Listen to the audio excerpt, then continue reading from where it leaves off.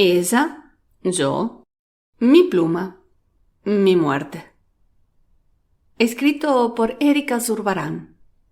Narrado por Erika Zurbarán. Todos los derechos están reservados. Que lo disfrutes.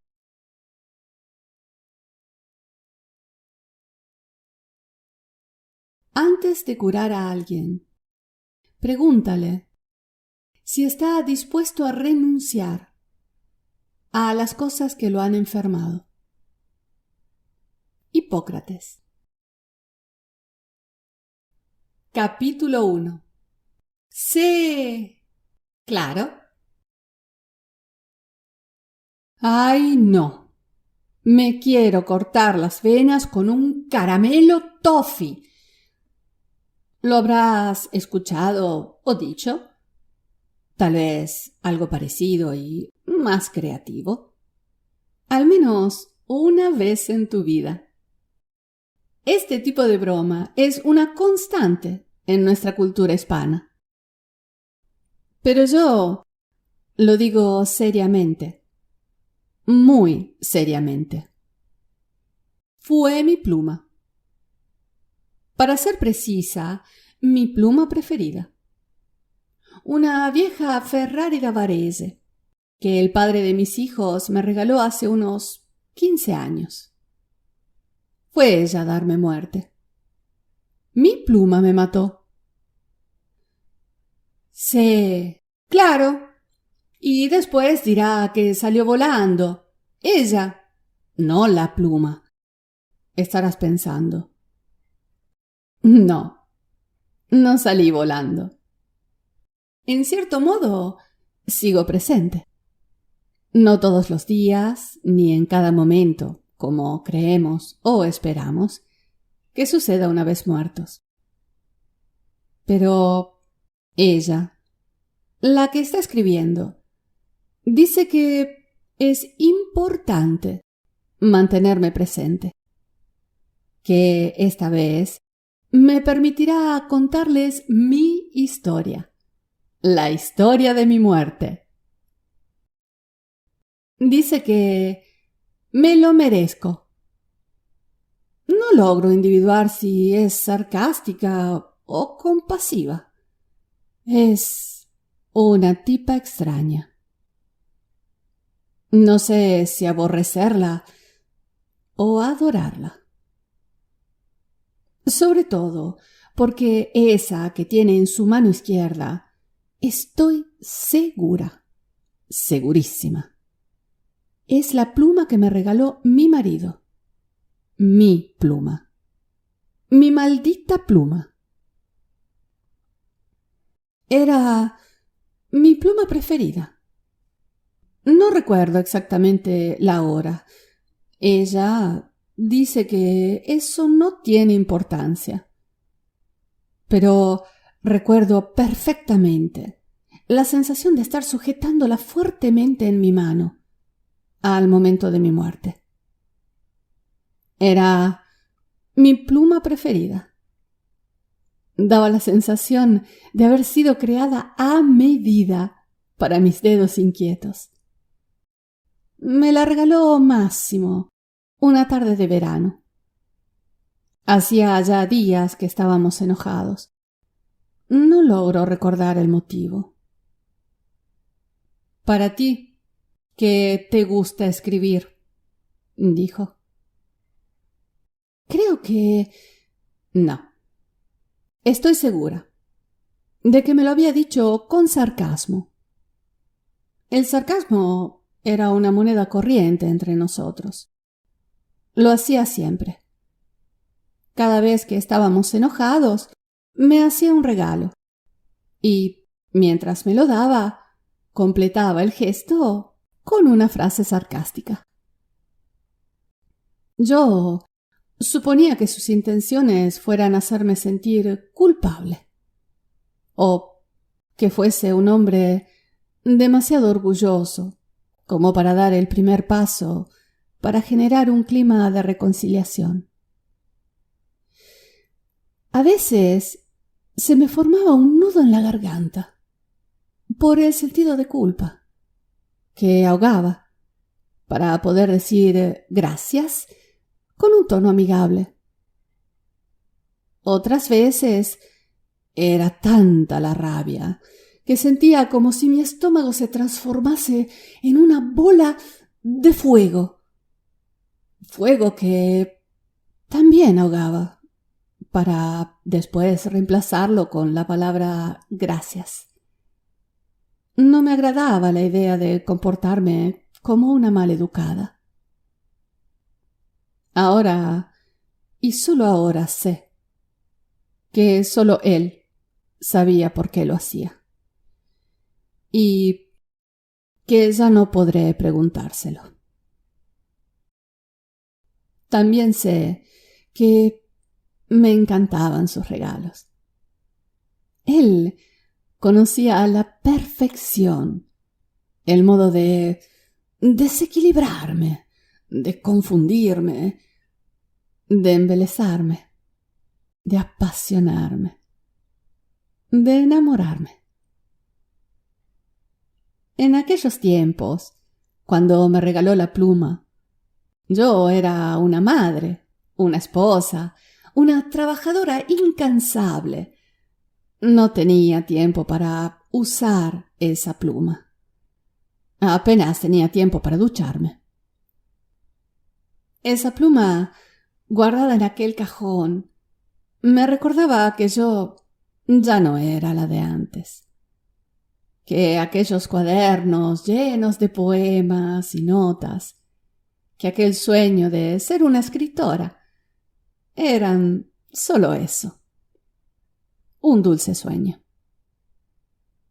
Era como si cada vez que la tomaba entre mis dedos, para después devolverla al cajón, estuviese eligiendo una vez más dejar allí con ella mis sueños, para continuar a vivir aquella vida perfecta que todos decían que llevaba.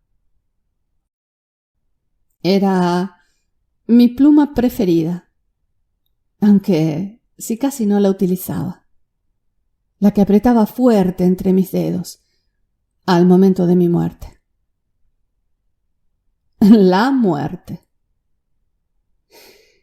Algunas personas, cuando deciden morir, lo planean hasta el más mínimo detalle. Modo, día, horario. Se organizan con el banco y las deudas. Cumplen sus deseos más profundos. Eligen cuidadosamente el atuendo que endosarán en aquel momento tan especial. Otros simplemente no lo saben conscientemente, hasta que llega el momento. Es lo que solemos describir con frases como esos 5 minutos de locura. Es ese clic, ese arrebato en la mente, que lo cambia todo y para siempre. La mía simplemente sucedió. Como tantas otras situaciones durante mi existencia, simplemente sucedió. No fue un accidente. Tampoco deseaba morir. Es más, mi intención en aquel momento era la de estar mejor. Buscaba mi bienestar. Buscaba paz interior. Hubo otras 2 ocasiones en las que sí quise morir. La primera se trató del famoso clic, un arrebato de desesperado dolor. Era insoportable y tenía que terminar. Me salvó quien en aquellos tiempos era mi novio, el hombre que años más tarde esposé. ¡Cuántas aventuras me hubiese perdido de experimentar!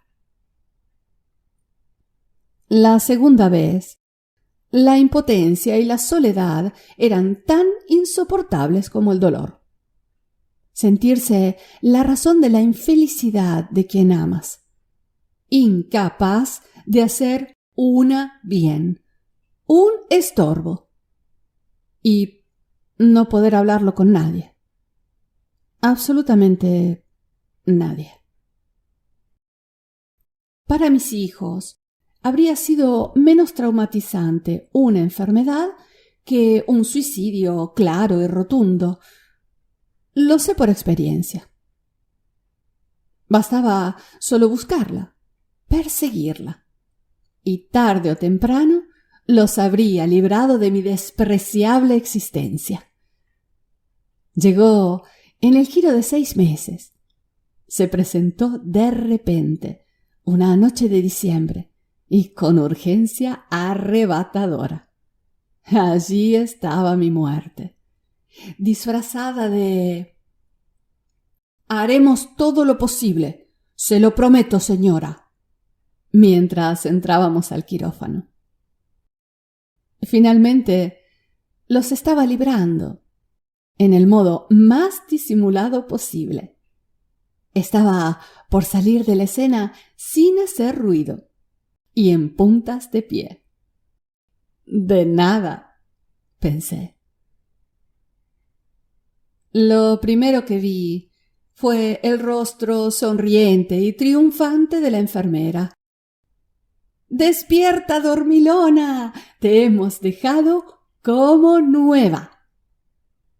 Por segunda vez, Máximo me había salvado. La vida se estaba burlando. Me sentía todavía más culpable e incapaz que antes. Me llevó mucho tiempo lograr que mi cuerpo adquiriese la autonomía y la fuerza necesarias para realizar las mínimas e indispensables tareas cotidianas. No importa que no puedas hacer nada, lo importante es que estés aquí, presente, solía decir Máximo, sonriente. El mismo hombre que algunos años antes me había regalado mi pluma. Nunca más busqué morir. Esa última experiencia, de alguna manera, también fue un clic. No lo sabía, tanto menos lo hubiese podido describir, pero desde aquel día mi existencia ya no fue la misma. Comencé a observar con más atención lo que sucedía a mi alrededor, a apreciar detalles, momentos, olores que, antes de aquella experiencia, no percibía. Comencé a desear la vida. Al fin y al cabo, es una sola. ¿Por qué no vivirla?, me decía. Es entonces cuando comenzaron los verdaderos problemas. Mientras mi interés por la vida crecía, inicié a comprender la enorme diferencia entre existir y vivir. Tal vez haya sido en esos momentos cuando comencé realmente a morir. A mi muerte no la busqué, solo la encontré. Fue una larga agonía. No me daba cuenta de lo que sucedía. Es más, ahora mismo me cuesta recordar, me cuesta entender.